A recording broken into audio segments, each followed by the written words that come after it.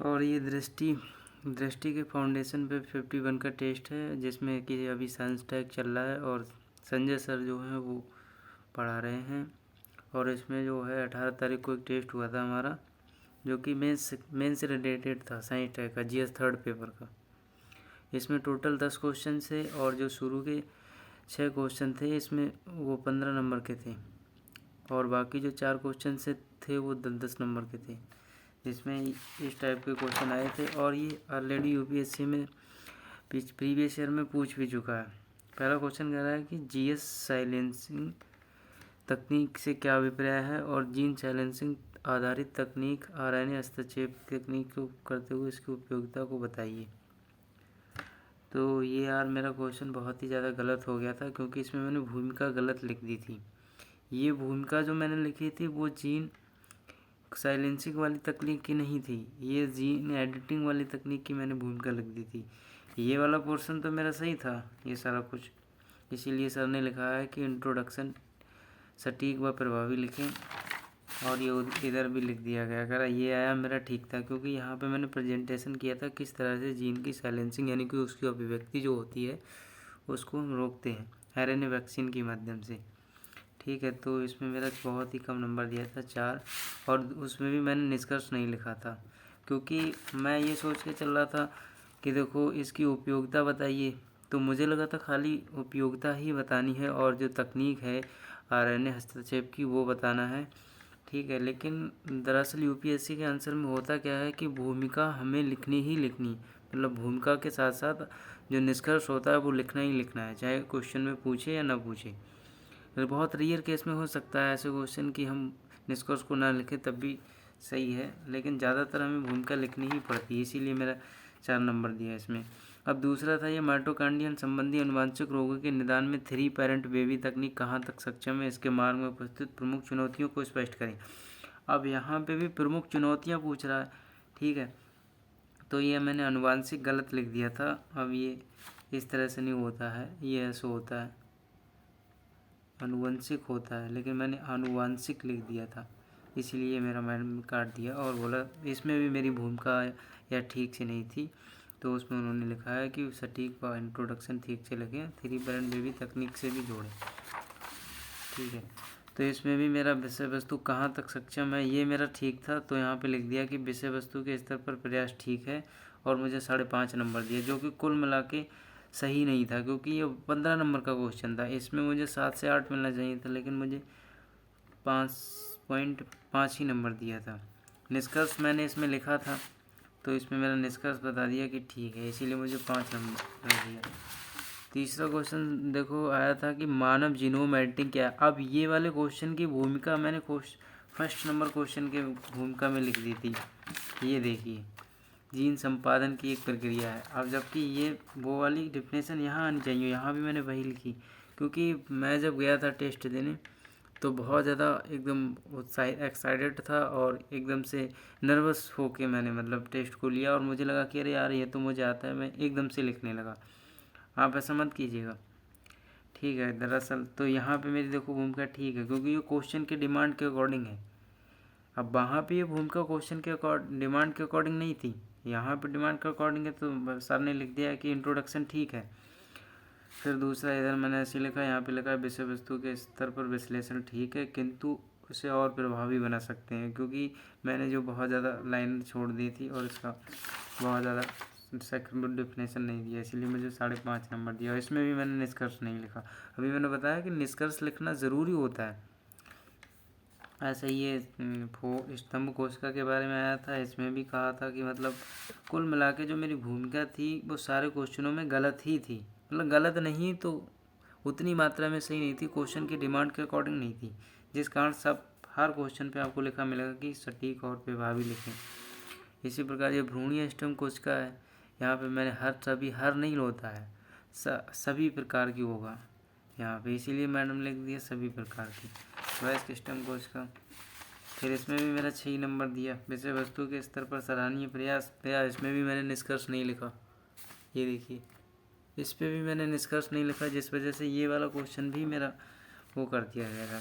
अब वो कह रहा जीएम फसलें की संक्षिप्त परिचय दीजिए। अब जीएम फसलों के बारे में मैंने थोड़ा ज़्यादा बताया नहीं, मैं यहाँ पे लिख रहा, यानी कि यूपीएससी का आंसर में हवाई बातें नहीं चलती, हमेशा आपको प्रामाणिकता देनी पड़ेगी, आपको फैक्ट भी देना पड़ेगा, कि जैसे कि एग्जामिनर को लगना चाहिए कि आपको आता है। ऐसा नहीं कि हमें आता है लेकिन हम प्रेजेंट नहीं कर पा रहे। जब तक उसको प्रेजेंट नहीं करोगे तब तक क्या होगा कि एग्जामिनर को समझ में नहीं आएगा, भले ही तुम्हें आता हो, ठीक है, लेकिन अब यहाँ पे लिखोगे नहीं। अब ये मैं क्या जोड़ रहा, अब यहाँ पे मैं किसको खाद्य सुरक्षा से जोड़ने की कोशिश कर रहा है, जबकि यहाँ पे क्या जीएम फसलों की बात कर रहा है, तो मैं जीएम फसलों को बताऊँगा ना। यहाँ पे मैं खाद्य सुरक्षा से जोड़ रहा है इसको, इसीलिए मेरा क्वेश्चन गलत हो गया था। और ये क्या है, जीएम फसलों का संक्षिप्त परिचय दीजिए।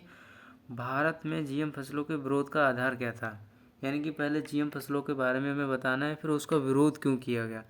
तो हम पहले से बता देंगे कि जीएम फसलें वो होती हैं जो जेनेटिकली मॉडिफाइड आनुवांशिक रूप से परिवर्तित फसलें होती हैं, और उसमें हम क्या करते हैं कि उनके आनुवांशिकता में परिवर्तन करके उसमें उचित गुणों का समावेश किया जाता है, जैसे कि उन्हें वर्षा सूखा प्रतिरोधी बनाया जाता है, जो स्ट्रेस कंडीशन होती है, यानी कि विषम परिस्थितियों में भी अपने आप को सर्वाइव कर सकती हैं। जैसे अभी आप राजस्थान में खेती करने की कोशिश करोगे गेहूँ, तो वहाँ आप नहीं कर सकते, क्योंकि वहाँ गेहूँ धान के लिए अनुकूल परिस्थिति नहीं है। वो मतलब जो चीज़ उनको फसलों को चाहिए, जैसे कि पर्याप्त धूप वातावरण, ठीक है, और क्या कहते हैं उसको पानी चाहिए भारी मात्रा में। अब आप यूपी के इलाके में आएंगे, आप सोचें कि मतलब मैं उस टाइप की कृषि कर लूँ जिसको क्या बोलते हैं, जैसे आपने देखा होगा यूपी में गन्ना गेहूँ चावल इसका ज़्यादा उत्पादन होता है। क्या आपने देखा कभी कि यहाँ कपास का उत्पादन हो रहा है? क्योंकि कपास के लिए अलग चीज़ की डिमांड है, उसकी मिट्टी के लिए जो काली मृदा होती है, काली कपास मृदा जो महाराष्ट्र में पाई जाती है, वो उपयुक्त होती है। तो उन्हीं गुणों को समावेश करने के लिए मतलब जीएम फसलों का निर्माण किया गया था। तो ये उसमें बताना था। और उसका विरोध क्यों किया गया, क्योंकि जीएम फसलों से जो स्वास्थ्य पर दीर्घकालिक प्रभाव को आकलन नहीं किया जा सकता। दूसरी चीज़ आपने देखा होगा कि मतलब कई बार किसी भी चीज़ पर प्रतिबंध लगाने पर भी लोग उसकी खेती करते हैं, ठीक है। तो क्या होता है कि मतलब इससे जो सरकार होती है उसको बहुत ज़्यादा लॉस होता है, उसको रेवेन्यू नहीं मिल पाता, टैक्स कलेक्शन नहीं होता। जब सीधी सी बात है, अगर हम सरकार को बिना सूची दिए किसी फसल को उगाते हैं, तो सरकार को क्या पता, सरकार देखने थोड़ी जा रही है। तो उससे भारी मात्रा में उसकी अवैध कृषि हो रही थी, इस कारण उसका विरोध किया जा रहा था। तो ये मुझे लिखना था, लेकिन मैंने इसमें नहीं लिखा, इसीलिए मुझे बहुत ज़्यादा कम नंबर दिए। देखो 3 नंबर दिए है मात्र, ठीक है। निष्कर्ष भी मैंने ठीक से नहीं लिखा। चलो कोई नहीं, जो भी होगा अगली बार देखेंगे। अब कह रहा है कि विगत कुछ वर्षों से मानव क्लोनिंग की वैधता का मुद्दा एक वैश्विक मुद्दा विवाद के केंद्र में रहा है, चर्चा कीजिए, ठीक है। अब ये जो मानव क्लोनिंग है कि मतलब क्लोनिंग एक अलैंगिक जनन की प्रक्रिया होती है। इसमें हम क्या करते हैं कि मतलब एक ही कोशिका से उसके सेम हो, वो एक प्रकार का कह सकते हैं फोटो कॉपी। जैसे मैं अभी इसका जीरोक्स करा के लाऊं तो क्या इसी टाइप का निकलेगा, बिल्कुल सेम। तो उसी प्रकार की क्लोनिंग होता है।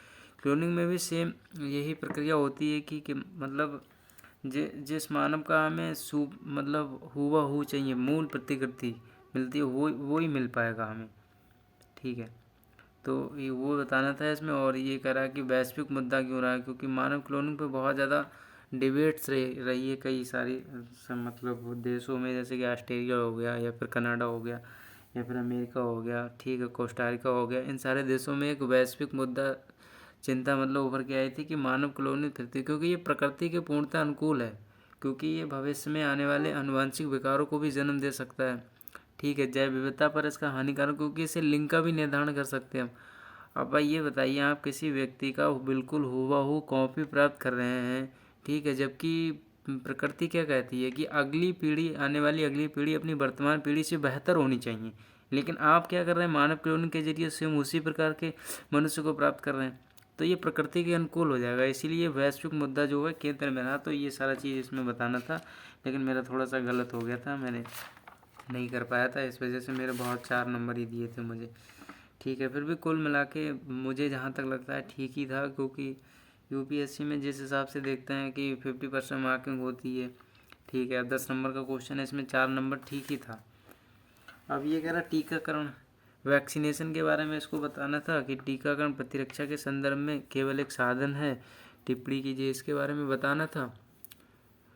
तो मैंने फिर इसको बताया था, लेकिन वैक्सीनेशन में मेरा भी, इसमें भी मैंने ठीक से नहीं लिख पाया था, क्योंकि वो भी मैं बताया नहीं, जब मैं टेस्ट देने गया था तो मेरे साथ हुआ क्या कि जैसे ही मैंने टेस्ट लिया और 2 क्वेश्चन शुरू के पढ़े और मुझे लगा कि मुझे पूरा पेपर आता है, मैं एकदम से स्पीड से लिखने गया और जब मुझे अपने ऊपर धैर्य नहीं रह गया, मतलब मेरा धैर्य समाप्त हो गया और मैं एकदम से नर्वस हो गया, मतलब ज़्यादा ओवर एक्साइटेड हो जाने के कारण मैं एकदम से नर्वस हो गया।